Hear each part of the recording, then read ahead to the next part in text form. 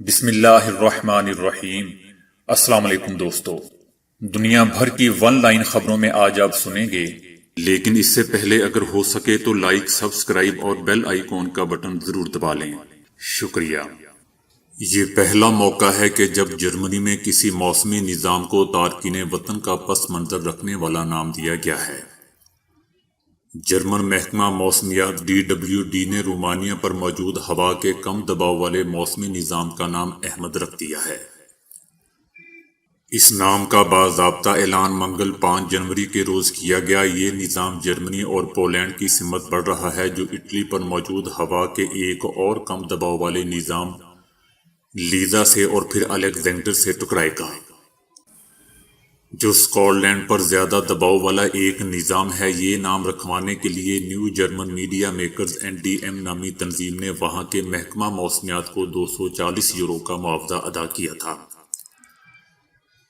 دوستو، یاد رہے کہ جرمنی میں کوئی بھی شہری معاوضہ دے کر موسمیاتی نظام کو اپنا پسندیدہ نام دے سکتا ہے۔ NDM ایسے صحافیوں کی جرمن تنظیم ہے جو یا تو خود تارکین وطن ہے یا پھر ان کا تعلق تارکین وطن کے کسی نہ کسی خاندان سے ہے۔ اس تنظیم نے 2021 کے لیے موسمیاتی نظاموں کے 14 ایسے نام خرید لیے ہیں جو تارکین وطن کی نمائندگی کرتے ہیں۔ ان میں سب سے پہلا نام احمد ہے۔ امریکی پارلیمنٹ پر ٹرمپ کے حامیوں کے دعوے کے نتیجے میں 4 افراد جاں بحق جبکہ 52 کو گرفتار کیا گیا ہے۔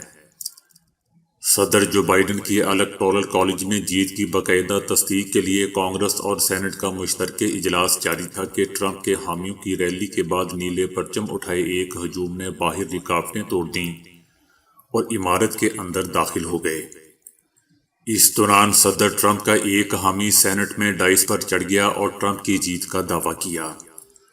واقعہ کے دوران سینٹ اور ایوان نمائندگان کا مشترکہ اجلاس کچھ دیر کے لیے معطل کیا گیا۔ دارالحکومت میں کرفیو نافذ کر دیا گیا ہے جبکہ شہر میں ایمرجنسی میں 15 روز کی توسیع بھی کر دی گئی ہے۔ امریکی صدر جو بائیڈن نے کہا ہے کہ آج امریکی تاریخ کا سیاہ ترین دن ہے۔ امریکی صدر جو بائیڈن نے دارالحکومت میں ہونے والے مظاہروں کو ڈرامہ قرار دیتے ہوئے کہا کہ واشنگٹن کی موجودہ صورتحال دیکھ کر بہت دکھ ہوا۔ آج امریکی تاریخ کا سیاہ ترین دن ہے۔ مظاہروں کا ڈرامہ امریکی لوگوں کی حقیقی نمائندگی نہیں کرتا۔ جو بائیڈن نے کہا کہ امریکی نمائندگان کو ہراساں کیا گیا۔ یہ کیسا احتجاج ہے؟ مظاہرین فوری طور پر واپس چلے جائیں۔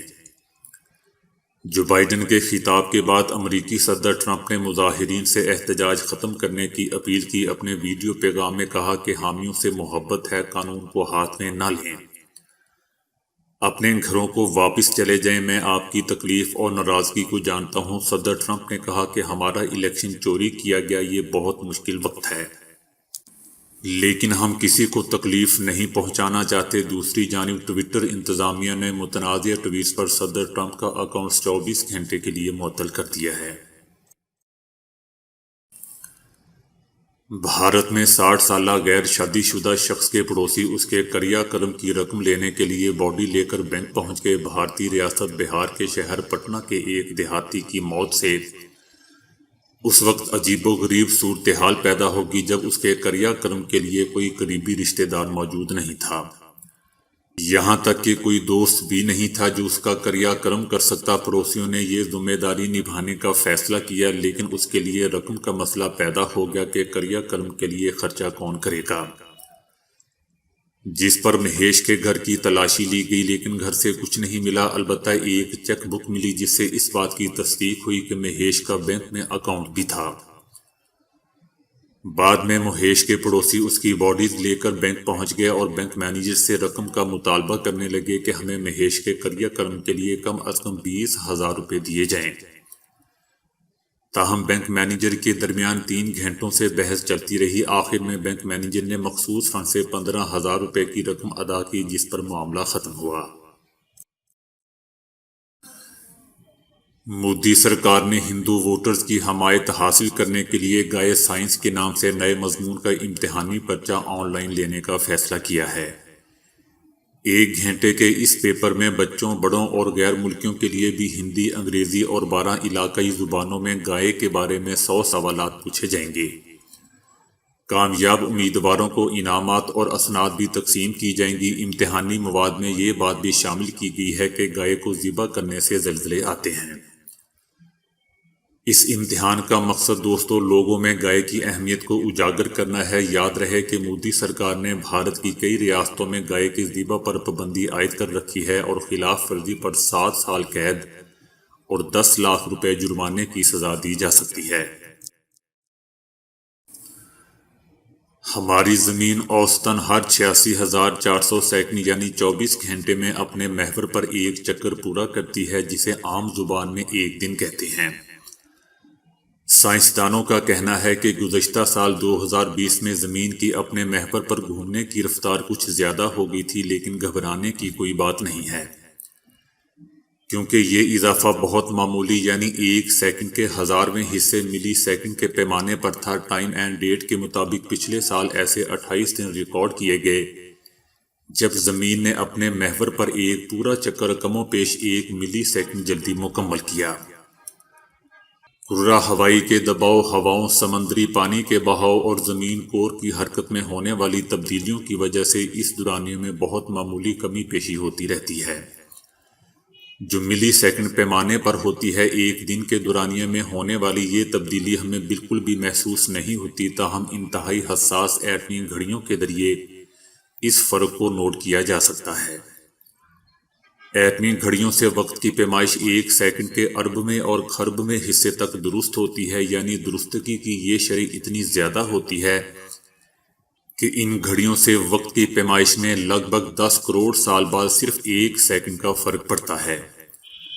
اس مقصد کے تحت 1988 سے ایک باقاعدہ عالمی ادارہ انٹرنیشنل ارتھ روٹیشن سسٹم سروس قائم ہے، جو دنیا بھر میں تقریباً 200 حساس ایسی گھڑیوں کی مدد سے وقت کا انتہائی درست حساب رکھتا ہے۔ سال 2020 میں 5 گیمز ایسے ہیں جنہوں نے 12 ماہ میں مجموعی طور پر کئی ارب ڈالر سے زائد کی رقم کمائی ہے۔ اس فہرست میں پب جی گیم پہلے نمبر پر ہے، جس نے مجموعی طور پر 2.6 ارب ڈالر کمائے۔ پب جی کی آمدنی میں 64.3% اضافہ دیکھنے میں آیا۔ پب جی گیم ان 118 چینی گیمز میں سے ایک ہے جن پر بھارت پابندی عائد کر چکا ہے۔ پاکستان نے بھی اس گیم پر عارضی پابندی عائد کی تھی، لیکن بعد میں پی ٹی اے نے اس پر سے پابندی ختم کر دی تھی۔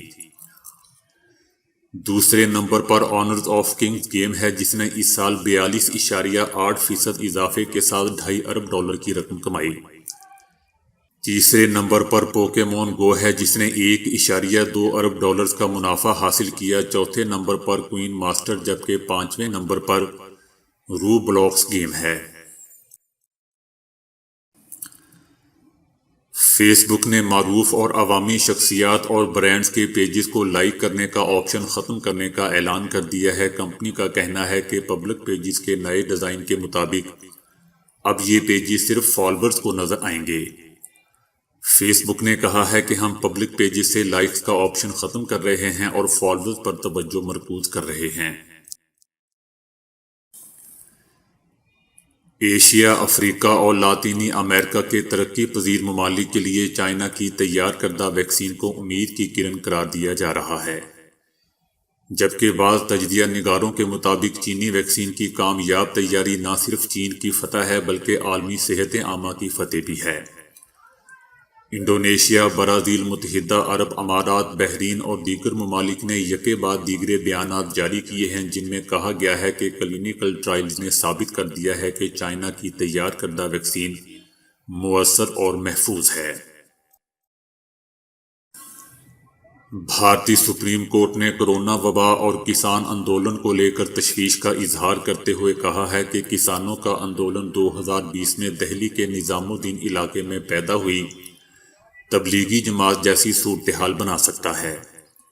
بھارتی سپریم کورٹ نے حکومت سے پوچھا ہے کہ آیا آندولن میں کسان کورونا انفیکشن کے پھیلنے کے خلاف احتیاطی اقدامات کر رہے ہیں یا نہیں۔ سپریم کورٹ نے کہا ہے کہ دہلی کی سرحدوں پر کسانوں کے احتجاجی مقامات پر کورونا انفیکشن کے معاملے بڑھ سکتے ہیں۔ کورٹ نے ہزاروں لوگوں کی صحت کے لیے خطرہ پیدا ہونے کو لے کر مرکزی حکومت، دہلی حکومت اور دہلی پولیس پر سوالات اٹھائے ہیں۔ ہاسپٹل سے ڈسچارج ہونے کے بعد سوربھ گنگولی کے فیصلے کے بعد ان کے مداحوں میں دادا کی صحت کو لے کر مایوسی دیکھی جا رہی ہے۔ وہیں یہ الزام بھی لگایا جا رہا ہے کہ سیاسی دباؤ کی وجہ سے دادا بیمار ہوئے ہیں۔ سوربھ گنگولی کے بیمار ہونے کے بعد بی جے پی پر یہ الزام لگ رہا ہے کہ ان پر پارٹی میں شامل ہونے کے لیے دباؤ بنایا جا رہا تھا، اور یہ دل کا دورہ اسی کا نتیجہ ہے۔ دل کا دورہ پڑنے سے کچھ دن پہلے سوربھ گنگولی نے کلکتہ میں جا کر گورنر جگدیپ سے ملاقات کی تھی اور دوسرے دن دہلی میں وزیر داخلہ سے ملاقات کی تھی۔ اس کے بعد ہی ریاست کی سیاست میں قیاس آرائیوں کا سلسلہ شروع ہو گیا تھا کہ شاید گنگولی بی جے پی میں شامل ہوں اور بی جے پی انہیں ریاست میں وزیر اعلیٰ کے امیدوار کے طور پر پیش کر سکتی ہے۔ لیکن اس کے بعد ریاستی حکومت نے سوربھ گنگولی کو نیو ٹاؤن میں مہیا کی گئی زمین واپس لینے کا عمل شروع کر دیا تھا۔ اس دوران گزشتہ دنوں دادا کو دل کا دورہ پڑ گیا۔ Chief justice Pakistan justice Gulzar Ahmed نے ریمارکس دیے ہیں کہ قانون بنانا حکومت کا کام ہے اور عدالتیں ان پر عمل درآمد کرواتی ہیں۔ سرکاری ملازمین کے وکیل کا کہنا تھا کہ سول سرونٹ ایکٹ میں ریٹائرمنٹ کی عمر 55 سال کر دی گئی ہے۔ 25 سال کی سروس پر ریٹائرمنٹ کا قانون ختم کر دیا گیا ہے، اور اسمبلی میں کسی کو سنے بغیر اور بنا بحث کے ہی بل منظور کر لیا گیا ہے۔ عدالت نے کہا کہ جب روٹی پک چکی تو یہ پوچھنا بیکار ہے کہ آٹا کہاں سے آیا۔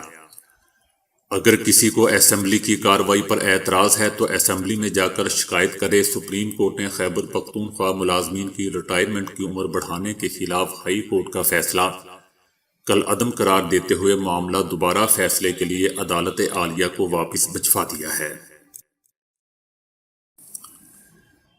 ہزارہ برادری کا باڈیز کے ہمراہ دھرنا 5ویں روز بھی جاری ہے۔ سخت سردی کے باوجود احتجاجی دھرنے میں خواتین، بچے اور بزرگ افراد شامل ہیں۔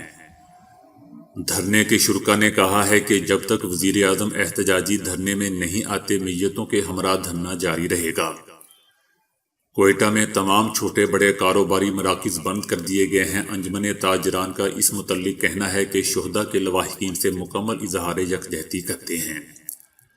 انجمن تاجران کا کہنا تھا کہ حکومت امن و امان کے قیام میں ناکام ہو چکی ہے۔ تو دوستو، آج کے لیے اتنا ہی۔ ویڈیو کو لائک اور شیئر کرنے کا بہت بہت شکریہ۔